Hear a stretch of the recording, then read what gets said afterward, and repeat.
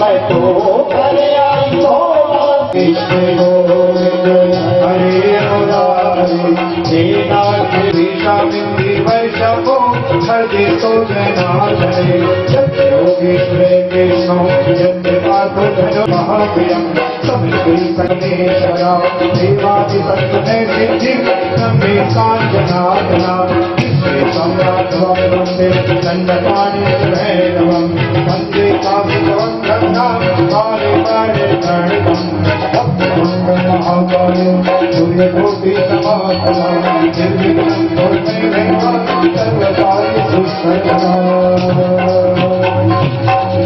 ओम गुरु ब्रह्मा गुरु विष्णु गुरुदेवो महेश्वर गुरु भाव के साथ क्या कहते हैं? मधुरम वदनम मधुरम मधुराधिपतेर्खिलं मधुरम अभिरम मधुरम वदनम मधुरम नैनम मधुरम हसितं मधुरम हृदे मधुरम गमनं मधुरम मधुराधिपति मधुरम।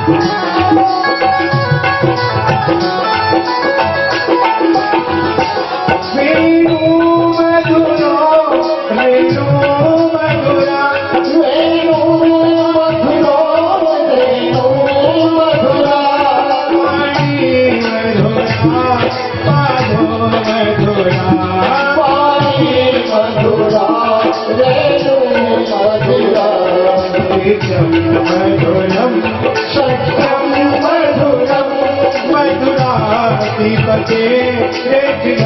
मधुरम मधुरम सत्यम मधुरम मधुराधिपतेर्खिलं मधुरम पीतं मधुरम पीतं मधुरम मुक्तं मधुरम सुखं मधुरम पीतं मधुरम पीतं मधुरम मुक्तं मधुरम सुखं मधुरम रूपं मधुरम तिलकं मधुरम मधुराधिपतेर्खिलं मधुरम रूपं मधुरम तिलकं मधुरम मधुराधिपतेर्खिलं मधुरम करुणं मधुरं करुणं मधुरं करुणं मधुरं करुणं मधुरं हरिणं मधुरं रमणं मधुरं हरिणं मधुरं रमणं मधुरं स्वामितं मधुरं स्वामितं मधुरं स्वामितं मधुरं स्वामितं मधुरं मधुराधिपतेर्खिलं मधुरम मधुरम रूपं मधुरम मधुराधिपतेर्खिलं मधुरम।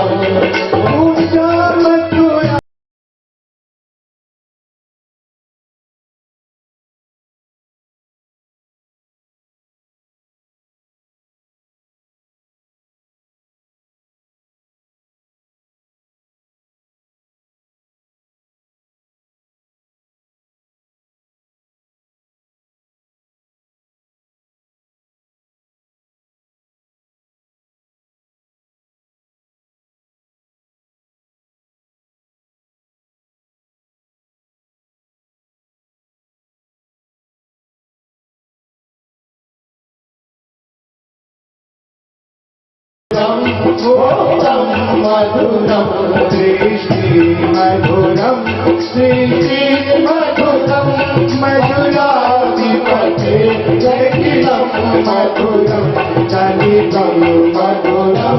भागवत महापुराण। श्रद्धामयी माता बहने, मैं पिता समान बोलूं, प्रमंडली संत समाज, मैं मेरे बाके बिहारी लाल आधार आने सभी के चरणों में वंदना करते हैं। तो आइए, आज बड़ा ही परम मंगलमय दिन है। मेरे गोविंद का आज जन्म उत्सव, आज मेरे गोविंद की बाल लीलाओं का वर्णन होगा। आज की कथा रसगुल्ले की कथा है। रसगुल्ला खाने में भी इतना आनंद नहीं आता जितना आनंद आज की कथा सुनने में आएगा। और जो प्राणी पहले 4 दिन की कथा ना भी सुन पाया हो, अगर वो 5वें दिन की कथा भी सुन ले तो संपूर्ण भागवत कथा सुनने का फल उसको प्राप्त हो जाता है। तो आइए, ये पावन कथा प्रारंभ करने से पहले मेरे गोविंद के चरणों में चलते हैं, आनंद लेते हैं, किशोरी जी के चरणों में प्रार्थना करते हैं। बोलिए वृंदावन बिहारी लाल की जय हो। माँ से मांगू माँ की ममता, मुझे पुत्र मिले श्रवण की तरह। और भाभी, अरे भाभी मांगे देवर लक्ष्मण की तरह।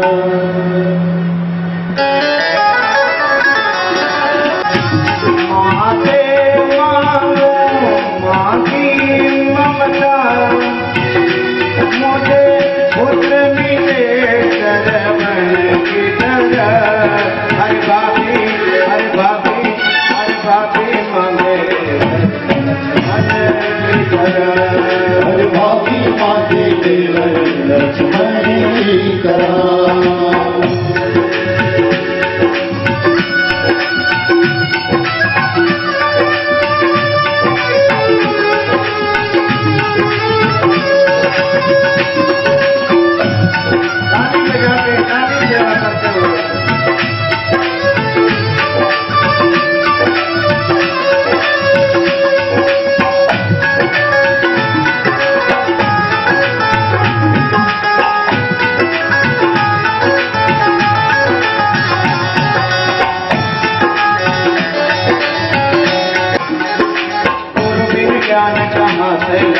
गुरु से बढ़कर कोई नहीं, गुरु बिन ज्ञान कहाँ से लाऊं, गुरु से बढ़कर कोई नहीं।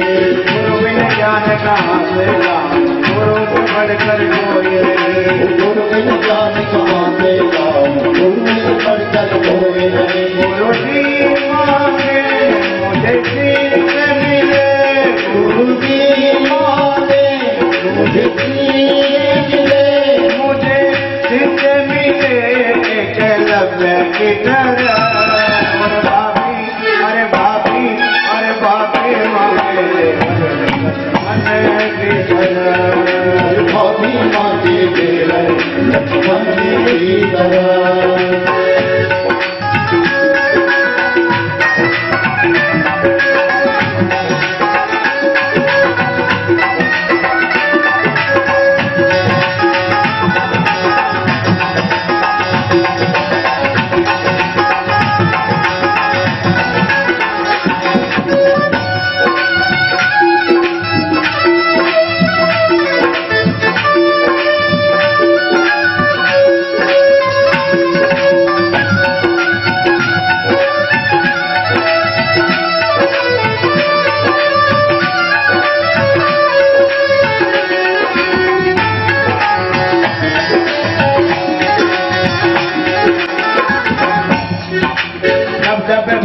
पड़ी पहला पर भैया दौड़े आते हैं। जब जब भीड़ पड़ी पहला पर भैया दौड़े आते हैं। जब जब भीड़ पड़ी पहला पर भैया दौड़े आते हैं। जब जब भीड़ पड़ी पहला पर भैया दौड़े आते हैं। बहना मांगे मुझे भाई मिले, बहना मांगे मुझे भाई मिले, मुझे भाई मिले कृष्णा की तरह। अरे भाभी, अरे भाभी, अरे भाभी मांगे लक्ष्मण की तरह।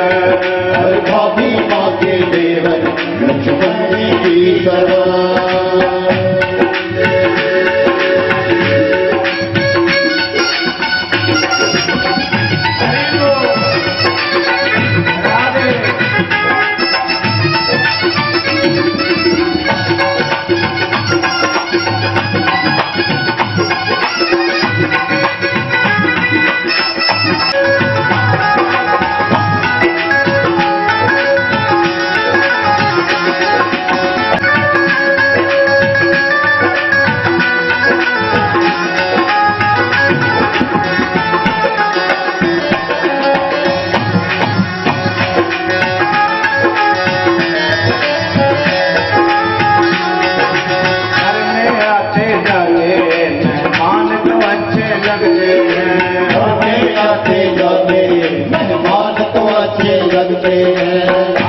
जाते घर में मेहमान तो अच्छे लगते हैं। आते जाते घर में मेहमान तो अच्छे लगते हैं। मैं भी मांगू मेहमान मिले, मैं भी मांगू मेहमान मिले, मेहमान मिले सुदामा की तरह। अरे भाभी, अरे भाभी, अरे भाभी मांगे लक्ष्मण की तरह। अरे भाभी मांगे देवर लक्ष्मण की तरह।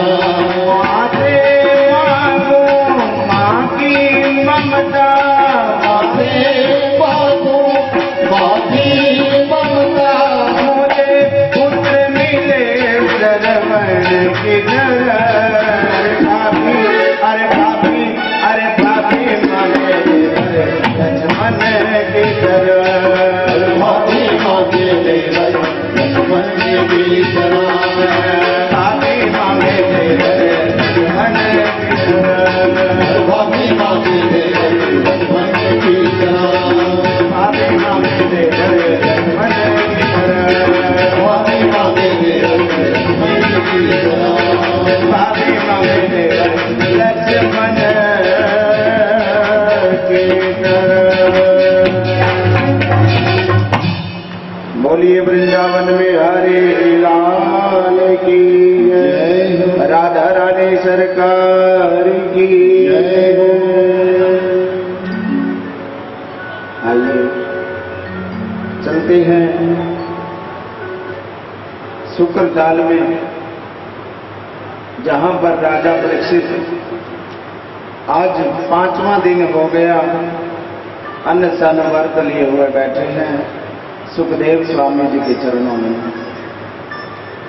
और अनेक प्रकार की मेरे गोविंद की कथाओं का श्रवण पान कर रहे हैं। कल की कथा में आपने सुना था कि वासुदेव जी के घर माता देवकी के गर्भ से मेरे कन्हैया जी का जन्म हुआ है, लेकिन मेरे कन्हैया कहते हैं कि अरे मैया, अगर आप चाहते हो कि मैं छोटा बनूं तो कंस महाराज से आपकी रक्षा नहीं कर पाऊंगा, आपको मेरी रक्षा कंस से करनी होगी। और वो कैसे होगी?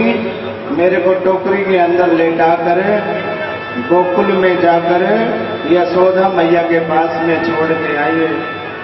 वहां से मेरी माया ने जन्म लिया है, और उस माया को लाकर, उस कन्या को लाकर वापिस कंस को सौंप दीजिए। आज वासुदेव जी जैसे ही मेरे कन्हैया को उठाते हैं, सभी बेड़ियां ताले अपने आप खोले जाते हैं, सभी पहरेदार सो जाते हैं, और जोर की बारिश आने लग जाती है।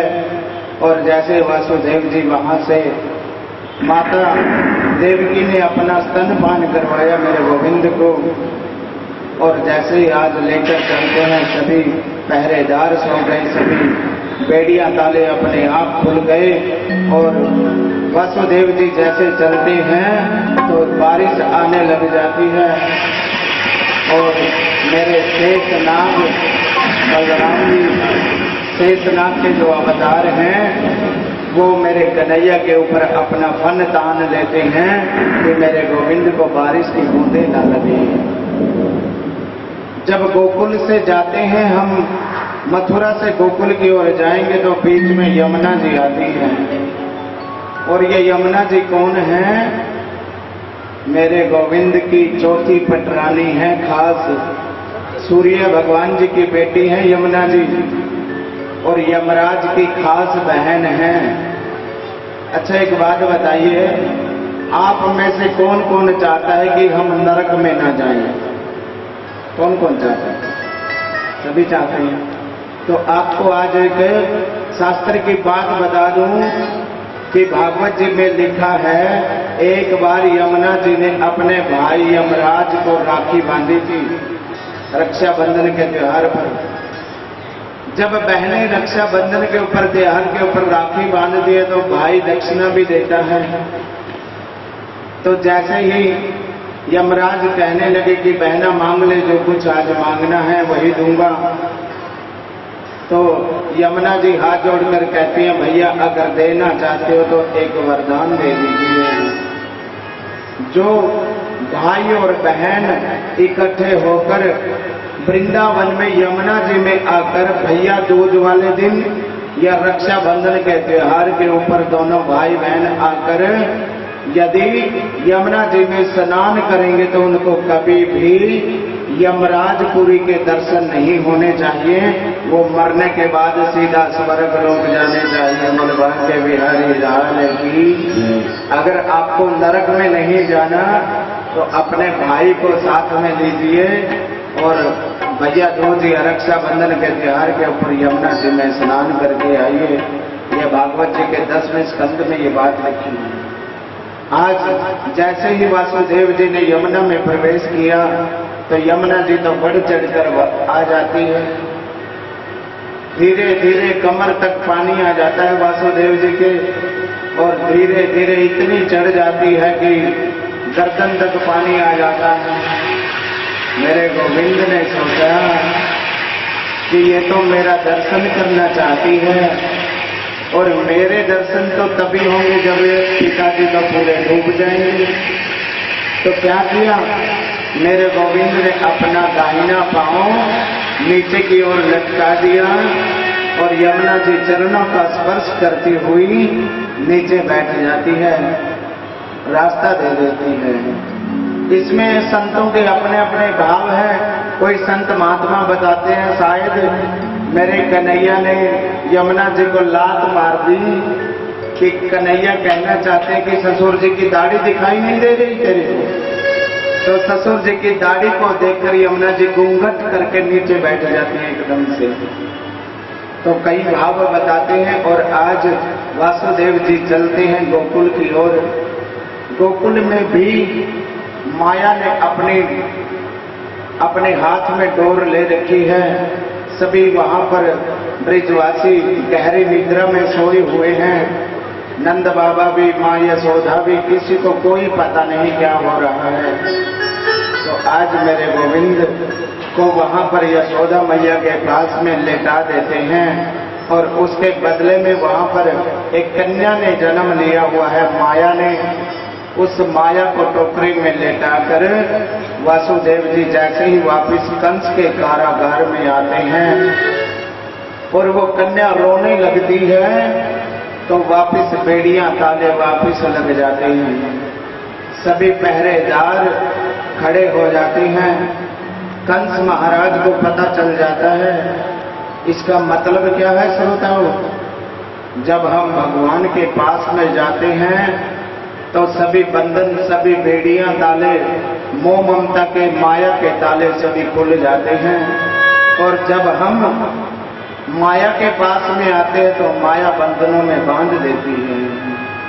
जैसे ही रोने लगी वो माया, कंस महाराज ने जल्दी जल्दी अपना सभी ताले खुलवाकर पहुंच गए वासुदेव जी और माता देवकी के पास। और उस कन्या को जैसे ही कंस खींचने लगा, छुड़ाने लगा देवकी के हाथों से, माता देवकी कहती, रे भैया धीरे धीरे करके तूने मेरे 6-7 बच्चों को मार दिया, कम से कम ये एक कन्या बची है, इसको तो छोड़ दे। एक बार तो दया करके कंस ने छोड़ दिया, लेकिन मंत्री कहता है कि महाराज ये देवता लोग बड़े चालाक हैं, क्या पता इस कन्या के गर्भ से जो बच्चा पैदा होगा, क्या पता आपको वो मार दे। नारद जी कथा को सुनिए, 56 प्रकार के भोगों में मुंह में पानी मत लाइए, ये आपको ही मिलेगा प्रसाद। तो कथा की तरफ ध्यान रखिए। जब से देख रहा हूं, जब से आपका ध्यान है 56 प्रकार के भोग में लगा हुआ है, तो हम कथा में ध्यान रखिए। तो आज जैसे वो कन्या छुड़ाकर वो कंस ले गया और उस कन्या के पांव पकड़कर शिला से जैसे ही पटकने लगा, वो कन्या हाथों से छूटकर अष्टभुजी रूप बनाकर प्रकट हो जाती है। बोलिए सच्चे दरबार की। तो आकाशवाणी करती है, अरे कंस पापी, तू मेरे को क्या मारेगा? मेरे जैसे निरपराध बच्चों को मारने से तुझे मिलेगा भी क्या? क्योंकि तेरे को मारने वाला तो गोकुल में जा चुका है। तो पूछता है कंस महाराज, मैया ये तो बता दे कि उसने जन्म कहाँ पर लिया है, क्या नाम है उसका? तो माँ भगवती कहती है, ये नहीं बताऊंगी उसने जन्म कहाँ लिया है, किस घर में लिया है, क्या नाम है, पर वो गोकुल में जरूर जा चुका है। माँ भगवती अष्टभुजी रूप का दर्शन दिखाकर वापस अंतर ध्यान हो जाती हैं। और उधर तो कंस अपने राक्षसों को इकट्ठा करता है। और अब चलिए मथुरा से गोकुल की ओर चलते हैं। और गोकुल के राजा हैं नंद बाबा। नंद बाबा की आयु है 75 वर्ष की। और नंद बाबा की धर्मपत्नी का नाम है मैया यशोदा। और यशोदा की आयु है 85 वर्ष की। और नंद बाबा कितने वर्ष के हैं? 75 वर्ष के। जो पहले बहुएं होती थी ना, वो थोड़ा बड़ी होती थी अपने पति से। और कहते भी थे कि बड़ी बहू के बड़े भाग, बहू जितनी बड़ी होगी उतने ही भाग्य भी बड़े होंगे, अच्छे होंगे। आज नंद बाबा की 2 बहनें हैं, नंदा और सुनंदा। जब उनको पता चला ना भाभी को लाला होने वाला है, तो अपना घर बार छोड़ के 6 महीने पहले ही नंद बाबा के घर आ गई।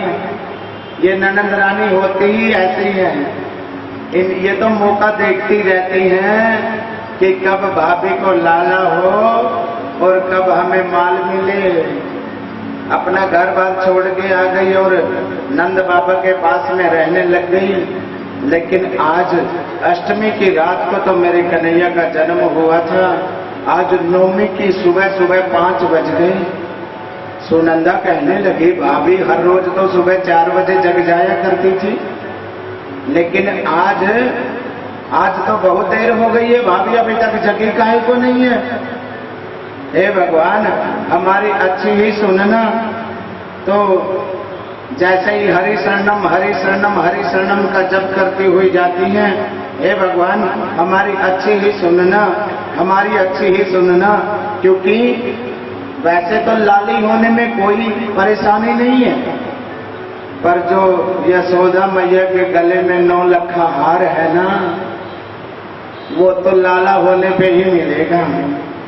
तो आज जाती है सुनंदा और दौड़ी दौड़ी जाकर देखती है कि झीनी सी चदरिया ओढ़े वहां पर मेरे कन्हैया लेटे हुए हैं। और कहते हैं, भगवान हमारी अच्छी ही सुनना।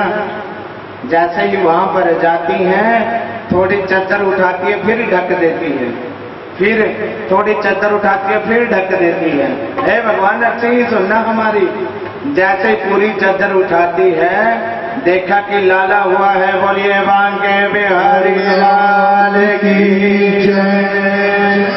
सुनंदा तो थाली बजाने लगी, भाभी जी बधाई हो आपको, लाला हुआ है। जैसे ही यशोदा मैया को पता चला कि लाला हुआ है, तो 85 वर्ष की मैया 16 वर्ष की हो गई। बोलबान के बिहारी लाल की। अगर बुढ़ापे में भी लड़का हो जाए ना, आदमी दोबारा से फिर जवान हो जाता है।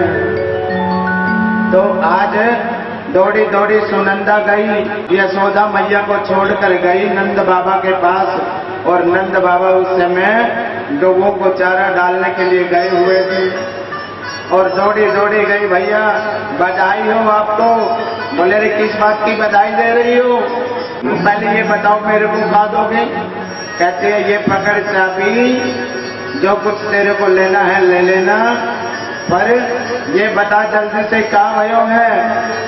कहते हैं भाभी को लाला भयो है। जैसे ही नंद बाबा को पता चला कि लाला हुआ है, 75 वर्ष के बाबा 20 वर्ष के हो गए। बलवान के बिहारी लाल की जय। अब तो सभी ब्रजवासियों को पता चल गया कि यशोदा के घर में लाला हुआ है। सभी गोपियों को पता चल गया। सभी गोपियां आज सज धज रही हैं कि हम भी सजेंगे आज, और भाभी को, यशोदा भाभी को बधाई देके आएंगे।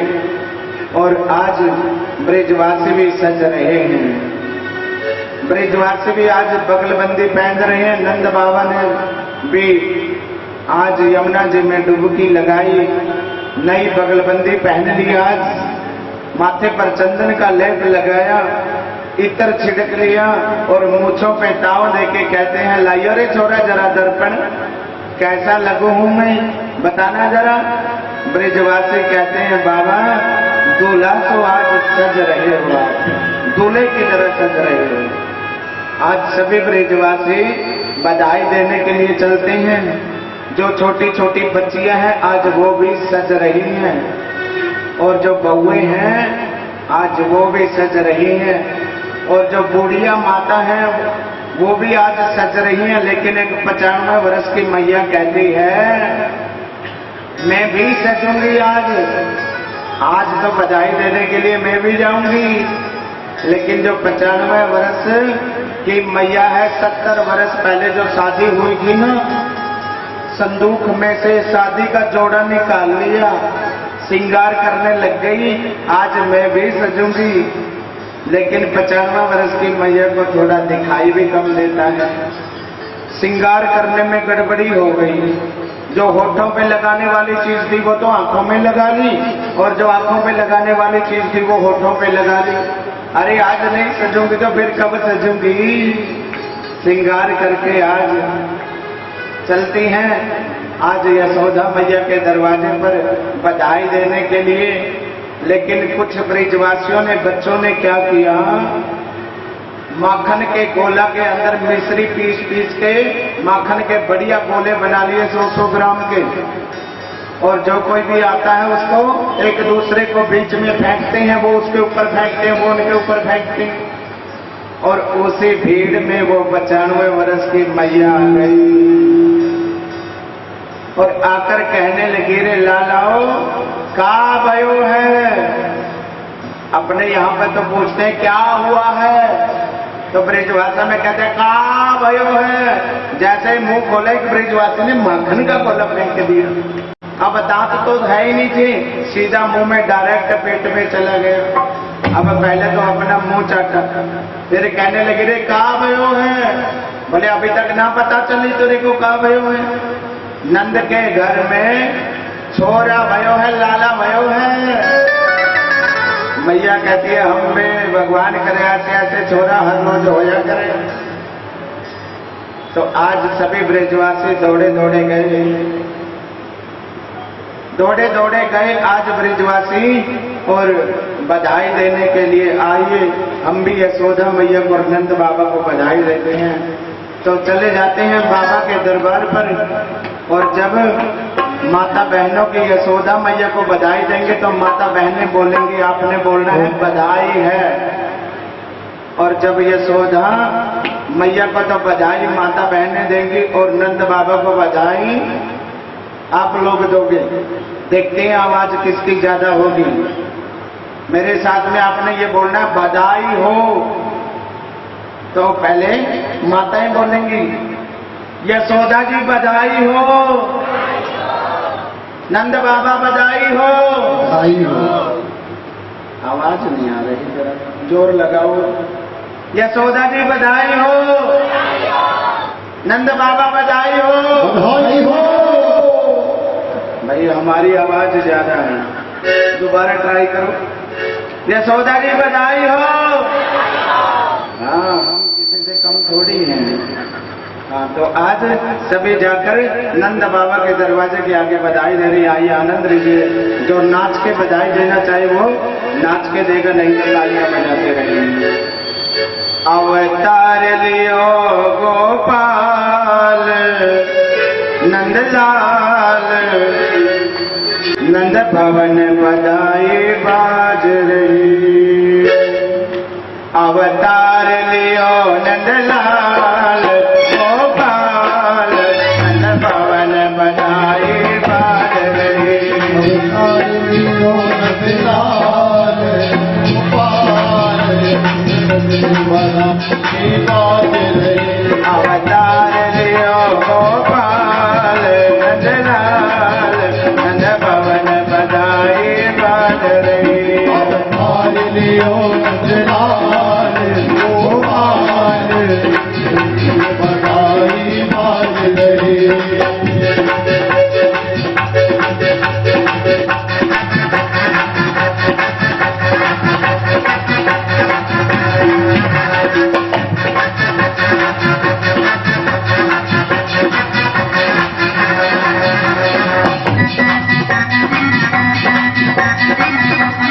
भवन में आनंद छाया है, भवन में आनंद छाया है। नंद भवन में लाला आया है, भवन में आया है।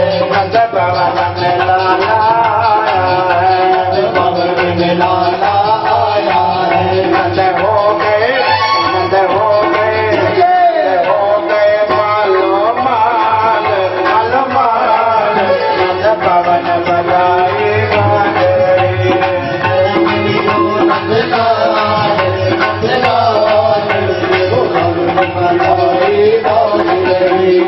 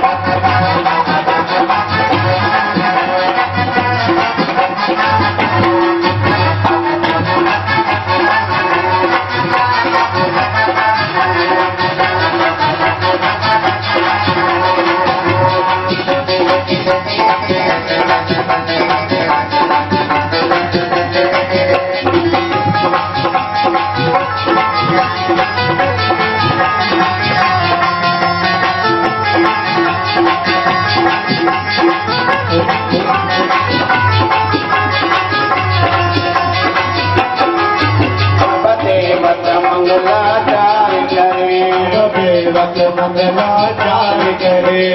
देवत मंगलाचार करे, देवत मंगलाचार करे। विजयवासी जय जयकार करे, विजयवासी जय जयकार करे। विजयवासी जय जयकार करे, विजयवासी जय जयकार करे। रंग रस भरे, रंग रस भरे, रंग रस भरते हैं गुलाल, हे गुलाल, नंद भवन बधाई बाज रही। नंदलाल नंदलाल, भवन बधाई बाज रही।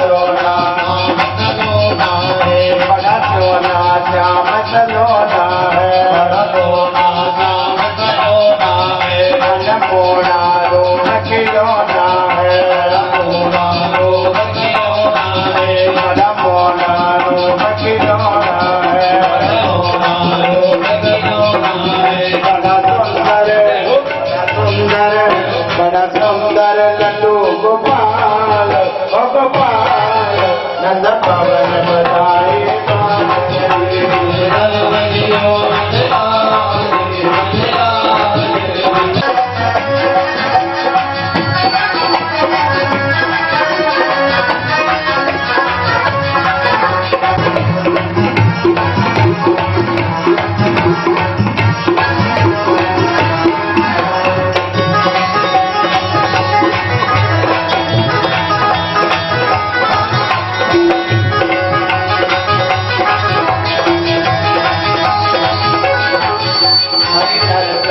गावत है, नाचत झूमत गावत है, नाचत झूमत गावत है, अब नाचत झूमत गावत है, नाचत झूमत गावत है,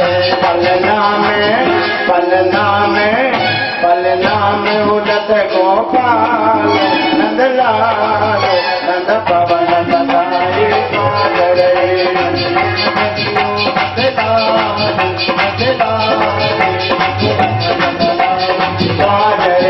अवतार लियो गोपाल नंदलाल नंद पवन बधाई अवतार लियो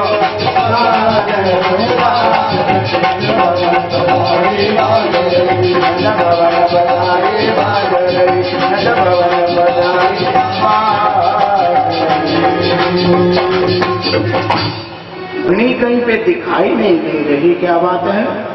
सभी तो आ गए हैं लेकिन रोहिणी कहीं पे दिखाई नहीं दी।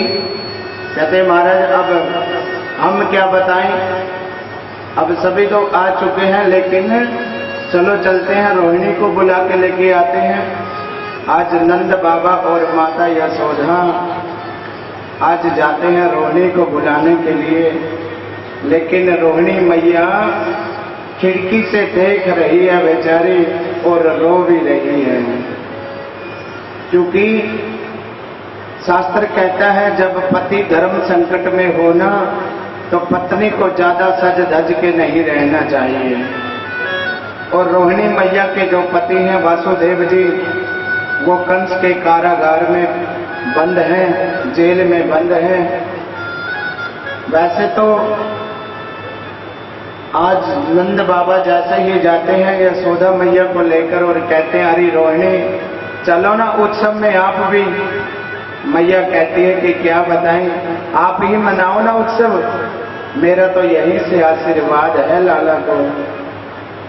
तो नंद बाबा कहते हैं अगर आप नहीं चलोगे ना हमारा मन दुखेगा, हमारा दिल दुखेगा। कहते हैं नहीं आपको चलना ही पड़ेगा। आज रोहिणी मैया कहती कि अरे ये किसका जन्म उत्सव है, ये तो साक्षात मेरे ठाकुर जी का उत्सव है, मेरे गोविंद का उत्सव है। अपने बेटा बेटियों का जन्मदिन मनाओ या ना मनाओ, लेकिन मेरे गोविंद का जन्म सबको प्रसन्नता से मनाना चाहिए। ये ऐसा नहीं है कि ये गर्ग परिवार ने भागवत कथा करवाई है तो केवल वही नाच सकते हैं। नहीं नहीं, गोविंद तो हम सभी के ही हैं, बराबर है। और भागवत जी के अंदर भी जो यहाँ ध्यान से सुनेगा कथा का फल यहाँ बराबर का मिलेगा, सभी को बराबर। ऐसा नहीं है कि करवाने वाले को ही फल मिलता है। जो आनंद लेता है, जो गोविंद के उत्सव में शामिल होता है, सभी को बराबर का फल मिलता है। आज रोहिणी मैया आ गई और जैसे मेरे कन्हैया को पलना के अंदर देखा, बलराम जी को लाकर मैया और उठाती है मेरे गोविंद को गोद में। और जैसे ही आज गोपियां इकट्ठी होकर अपने अपने, कभी मेरे कन्हैया को वो गोपी लेती है गोद में, कभी वो लेती है, कभी वो लेती है। एक एक गोपी नाचती हुई जा रही है सभी लाइन से, और कन्हैया को बारी बारी सब ले रही है और नाच भी रही है। और आपस में क्या कहती हैं, बड़ो ही प्यारो नट खट नंदलाल है, लड्डू गोपाल मेरो लड्डू गोपाल है। क्या बताती हैं सभी गोपियां आपस में? बड़ो ही प्यारो नट खट नंदलाल है, बड़ो ही प्यारो नट खट नंदलाल है, लड्डू गोपाल मेरो लड्डू गोपाल है, लड्डू गोपाल मेरो लड्डू गोपाल है, लड्डू गोपाल मेरो लड्डू गोपाल है, लड्डू गोपाल मेरो लड्डू गोपाल है। बड़ो ही प्यारो नट खट नंदलाल है, बड़ो ही प्यारो नट लड्डू गोपाल है, लड्डू गोपाल मेरो लड्डू गोपाल है, लड्डू गोपाल मेरो लड्डू गोपाल है। राधे हरि बोल।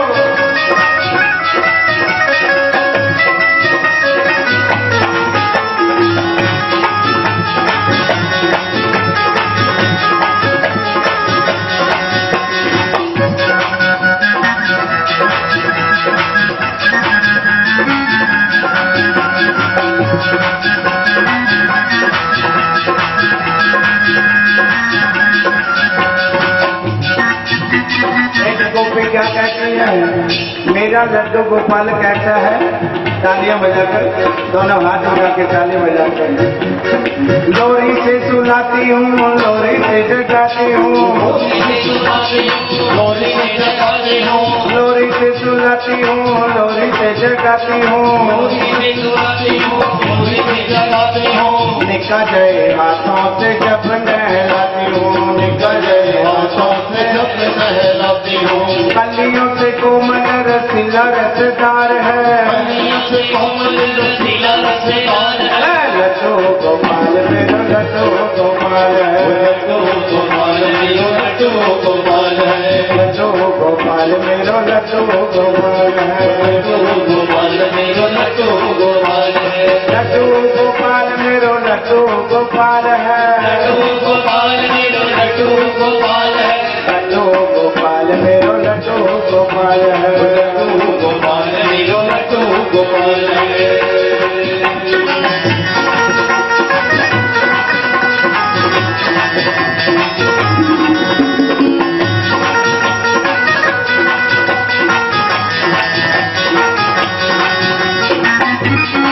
हरि बोल, ताली से बजाते।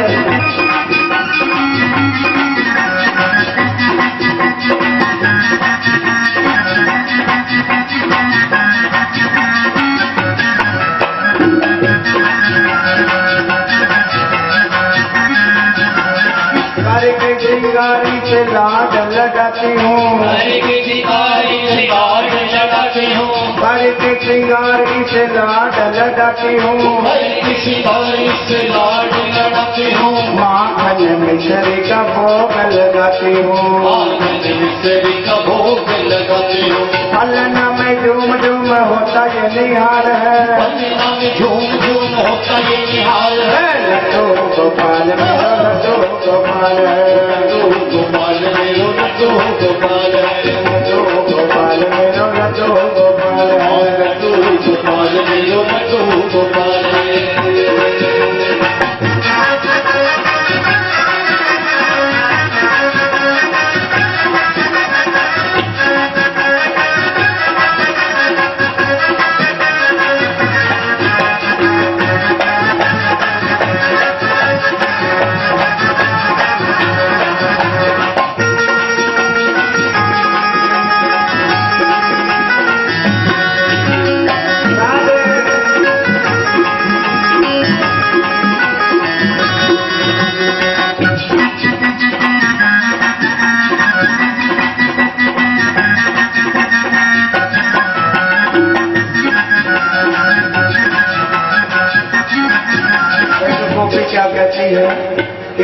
लड्डू गोपाल कैसे होते ताली से बताते रहिए, ताली बजाते रहिए।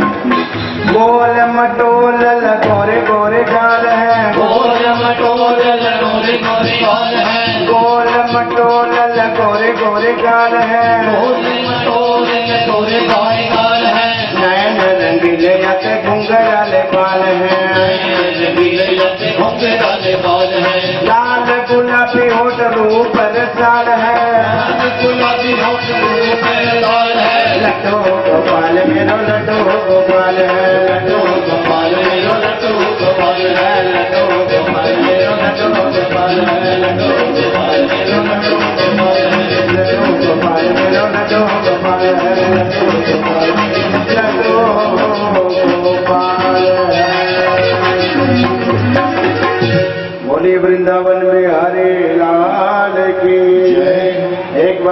दीजिए जय जय श्री राधे श्याम। जैसे ही सांडिल्य मुनि को पता चला मेरे गोविंद का प्रकाट्य हुआ है नंद बाबा के घर, 108 ब्राह्मणों को लेकर पहुंच गए और सुखदेव स्वामी कहते हैं राजा परीक्षित को कि नंदा स्तोमोदुत्पन्ने जातो लादो महामन आहू ये विप्राण वेद ज्ञान स्नाता सुचिर्लंकृता वाचित्वा ससत्यनम जात कर्मात्म जस्य वही कार्य मास विधिवत पितृ देवार्चनम तथा।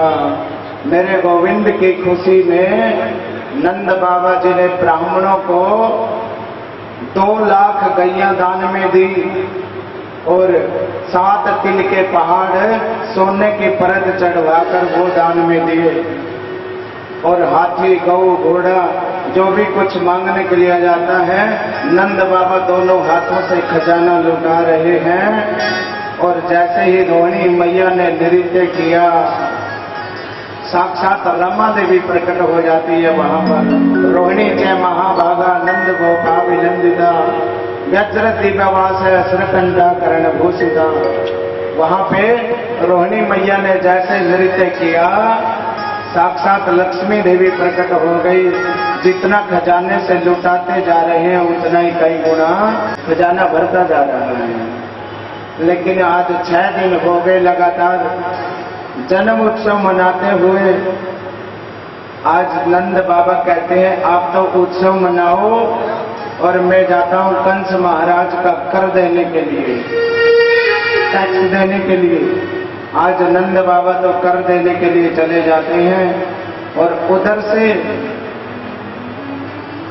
पूतना कंस महाराज कहते हैं कि देखो आज मेरे शत्रु ने जन्म ले लिया है, कौन जाएगा उसको मारने के लिए।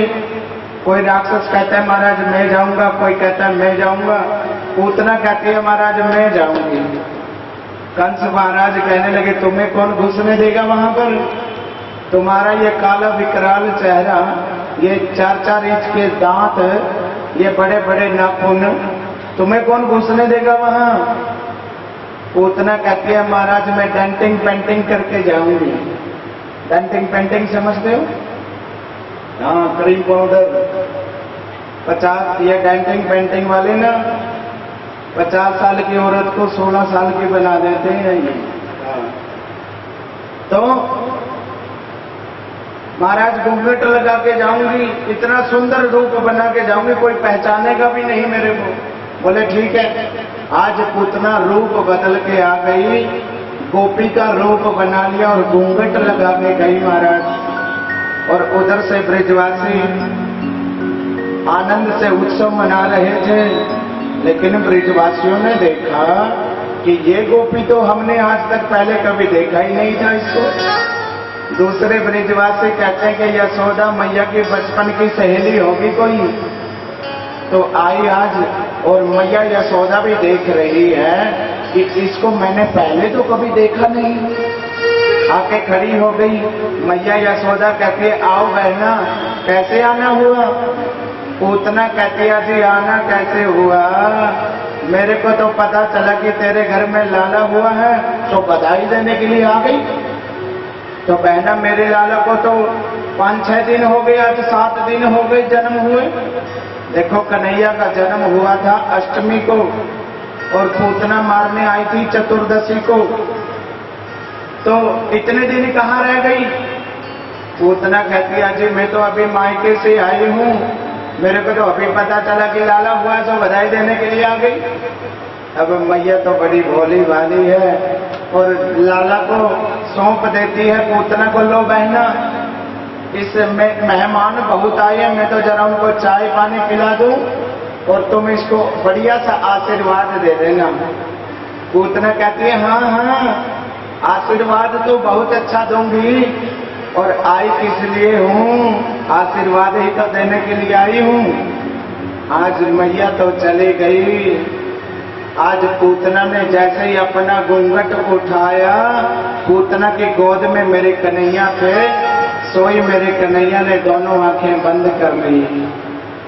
यहाँ पर राजा परीक्षित ने पूछा महाराज पूतना को देखकर मेरे गोविंद ने दोनों आंखें बंद क्यों कर ली?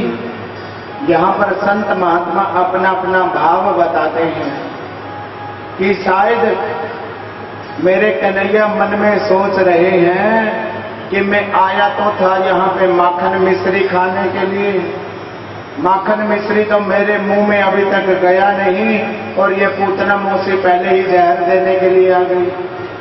तो इसलिए भोले बाबा को याद कर रहे थे कि भोले बाबा, समुद्र मंथन से जो जहर निकला था ना, वो आपने ही तो पिया था, इसलिए आप मेरे मन में आके बैठ जाइए, सारा जहर तो आप पी लीजिए, बाकी माल मेरे लिए छोड़ देना। बोलवान के भी हरिलाल की। दोनों आंखें बंद कर ली मेरे गोविंद ने, और जैसे पूतना को मौका लगा, अपने जहर स्तनों के ऊपर जहर लगा के आई थी पूतना, जैसे अपना दूध पिलाने लगी। पहले तो मेरे गोविंद ने दूध पिया, फिर प्राणों को खींचने लग गए गोविंद। और जो राक्षस होते हैं ना, मरने के टाइम में अपने असली रूप में आ जाते हैं। कन्हैया को लेकर आकाश में उड़ गई और कहने लगी, रे लाला छोड़ दे, अरे लाला छोड़ दे, अरे लाला छोड़ दे। 7 दिन का मेरा कन्हैया बोल गया, मौसी जी मुझे छोड़ना ही तो नहीं आता, मैं जिसको एक बार पकड़ लेता हूं ना, दोबारा मैं कभी छोड़ता ही नहीं, मुझे छोड़ना नहीं आता। अब तो आपको ठिकाने लगा के ही छोड़ेंगे। जैसे मेरे गोविंद ने पूतना के प्राणों को खींच लिया, पीठ के बल जैसे ही पूतना गिरी है, चूर्णिया मास राजेंद्र 18 किलोमीटर की जो बात भागवत जी में लिखी है कि पूतना मरने के बाद 18 किलोमीटर की हो गई, और 18 किलोमीटर के एरिया में जितने वृक्ष थे सभी का चूर्ण बना दिया पूतना ने। और कन्हैया मेरे गोविंद पूतना की छाती पर खेल रहे थे। सभी गोपियां दौड़ी दौड़ी आई, मैया मैया कहाँ भयो है? तो लाला को तूने राक्षसी को काहे को दे दिया? मैया कहती है, बहना अब मैं क्या जानूं ये राक्षसी है, ये तो रूप बदल के आई थी, मैंने सोचा कोई ब्राह्मणी होगी। तो इन माताओं का भी अलग से पुराण होता है, वो होता है वात्सल्य पुराण। माताएं उठा के ले गई, मैया तेरे लाला ने राक्षसी को छू दिया है, इसलिए इसके शरीर की शुद्धि होनी चाहिए मैया। गौशाला में ले गई सभी गोपियां उठा के, और जाकर पहले तो गौ माता की जो चरणों की धूली थी वो मेरे कन्हैया के शरीर पे सारे पे लेप लगा दिया। और एक पूर्णमासी पुरोहितानी थी, वो गौ माता की पूंछ से झाड़ा दे रही है कन्हैया को, और मंत्र कौन सा बोल रही है? इंद्रियाणि हृषिकेश प्राणन नारणवतु श्वेत दीप प्रतिष्ठितम मनो योगेश्वरवतु क्रीडन्तु पात गोविंद शयनम पात माधव। इंद्रियाणि हृषिकेश, मेरे लाला के इंद्रियों की रक्षा हृषिकेश भगवान करे।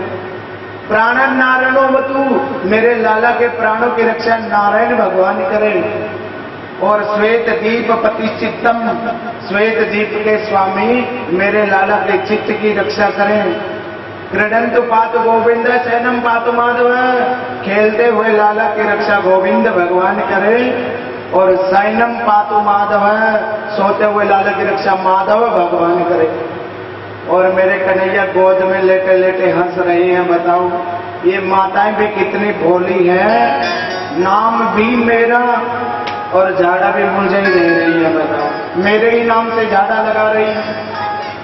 तो ये बात सिद्ध करती है श्रोताओं, राम से बड़ा होता है राम का नाम। अगर आपको विश्वास नहीं है, इस बात का प्रमाण है मेरे पास। राम से बड़ा होता है राम का नाम। जो राम, श्री राम भगवान खुद भगवान होकर भी लंका में जाने के लिए उनको पुल बांध कर जाना पड़ा, और मेरे हनुमान जी राम नाम का आश्रय लेकर 7 समुद्र पार कर गए, 100 योजन पार राम नाम का सहारा लेकर बिना किसी पुल बांधे ही पार कर गए। बोल बांके बिहारी लाल की जय। जब लंका में जाने के लिए पुल बंद रहा था, समुद्र के ऊपर तीर चलाने लगे मेरे प्रभु, तो समुद्र ने प्रकट होकर कहा, महाराज आपकी ही वानर सेना में नल और नील 2 वानर हैं, यदि राम नाम लिखकर पत्थर के ऊपर अगर समुद्र में डालेंगे तो आपके राम नाम लिखने से वो पत्थर तैरने लग जाएगा समुद्र में। तो सभी नल और नील तो राम नाम लिखने लग गए और सभी वानर उन पत्थरों को उठा उठाकर समुद्र में डालने लगे। लेकिन राम जी ने एक दिन मन में सोचा, मैं अकेला बैठा हूं यहाँ बिना मतलब के, मैं भी जरा इनकी सहायता करवा दूं। राम जी ने एक पत्थर उठाया और वो समुद्र में डाल दिया। जैसे वो समुद्र में वो पत्थर डाला, वो पत्थर नीचे बैठ गया, समुद्र में डूब गया। राम जी ने हनुमान जी को बुलाया, हनुमान यहाँ ना जल्दी से। बोले क्या बात है प्रभु? अरे बोले जिस पत्थर के ऊपर मेरा नाम लिखा जा रहा है वो पत्थर तैर रहा है, और जिस पत्थर को मैंने स्वयं अपने हाथों से डाल दिया वो पत्थर डूब रहा है। हनुमान जी कहते हैं, प्रभु आप अभी गजब की बात करते हो। अरे जिसको आप ही त्याग दोगे, जिसको आप ही छोड़ दोगे, वो तो भव सागर में डूबेगा कि नहीं डूबेगा, और जिसने आपका राम नाम का आश्रय ले लिया वो भव सागर में डूबेगा नहीं, इन पत्थरों की तरह तैरता रहेगा। भगवान के बिहारी लाल की। तो राम से बड़ा है राम का नाम। आज मेरे गोविंद के शरीर की शुद्धि हो गई, और उधर से वासुदेव जी, जैसे ही वासुदेव जी से भेंट हो जाती है नंद बाबा की कर देने के बाद, और वासुदेव जी नंद बाबा आपस में मित्र हैं, दोनों आपस में बातें कर रहे हैं। लेकिन नंद बाबा वासुदेव जी को कहते हैं, अहो ते देव की पुत्रा कंसेन महमोहता एका विशिष्ट वरजा कन्या सापी दिवंगता। हे वासुदेव जी, अहो ते देव की पुत्र, मुझे पता चला है कि पापी कंस ने देवकी के 5-6-7 बच्चों को मार दिया, और मैंने सुना था 8वीं कन्या हुई थी, कन्या सापी दिवम गता, वो कन्या भी स्वर्ग सिधार गई है। अब वासुदेव जी कैसे कहें कि जो तुम्हारे घर में जो बेटा है वो मैं ही तो छोड़ के आया था, मेरा ही तो है वो, लेकिन इशारे से बोल रहे हैं वासुदेव जी कि नंद बाबा मन को छोटा मत करो, एक बेटा तो मेरा पहले से ही आपके घर, बलराम जी का इशारा कर रहे हैं, और जो छोटे वाला है ना उसको भी मैं अपना ही मान लूंगा। नंद बाबा कहते हैं, हाँ भैया मेरा थोड़ी है, सब आप ही के हैं भैया। तो आज वासुदेव जी कहते हैं कि नंद बाबा जल्दी से चले जाइए, आपके गोकुल में कोई न कोई धर्म संकट आने वाला है। जल्दी जल्दी में नंद बाबा गए और उधर देखा कि आज पूतना मरी पड़ी है। सभी ब्रिजवासी खींच खींच कर ले गए यमुना के किनारे, टांगे हाथ पांव काट काट कर उसकी चिता जलाई। सुखदेव स्वामी कहते हैं कि राजा परीक्षित, पूतना की चिता जब जलाई ना, उसकी चिता से अगर तगर जैसी सुगंध आई तो राजा आश्चर्य करने लगे, महाराज पूतना लोग बालाग्नि राक्षसी रुधिरासना, वो तो बच्चों का खून पिया करती थी, शरीर से तो दुर्गंध आनी चाहिए थी, पर उसके शरीर से अगर तगर जैसी सुगंध कैसे आ गई। तो सुखदेव स्वामी बताते हैं, रे राजा परीक्षित, जिस मेरे प्रभु को पूतना ने अपना दूध पिलाया हो, जब अजामिल जैसे बड़े बड़े पापी नारायण का नाम लेकर धुंधुकारी जैसे बड़े बड़े प्रेतों का मोक्ष हो जाता है, क्या जिसने मेरे गोविंद को अपनी गोद में लिया हो और अपना दूध पिलाया हो, वो क्या राक्षसी रह सकती है? फिर नहीं रह सकती। एक आश्चर्य तो है ही है, दूसरी बात सुनोगे तो और भी आश्चर्य होगा। जो माता की गति यशोदा मैया को मिलने वाली थी हजारों वर्षों के बाद, जो माता देवकी को गति मिलने वाली थी, जो माता रोहिणी को मिलने वाली थी, आज वही माता वाली गति आज गोविंद ने पूतना को भी स्वर्ग लोक वैकुंठ लोक प्रदान कर दिया। बोल वृंदावन में हरि लाल की जय। ऐसा दयालु भला कौन होगा? गोविंद कहते हैं भले ये मुझे मारने के लिए आई हो, लेकिन काम तो इसने माँ का ही किया है। दूध पिलाने का काम तो माँ का ही होता है। और सुखदेव स्वामी कहते हैं ये भगवान की पहली लीला है। जो प्राणी मेरे गोविंद की इस पहली लीला को सुनेगा या कथा को कहेगा, वो मरने के बाद कभी नरक में नहीं जाएगा, वो मरने के बाद सीधा स्वर्ग लोक जाएगा। बोलवांगे बिहारी लाल की जय। अब आप लोगों को तो डरने की जरूरत है नहीं, रिजर्वेशन पक्का हो गया आपका तो स्वर्ग लोक में, क्योंकि पहली कथा आपने सुन ली है मेरे गोविंद की।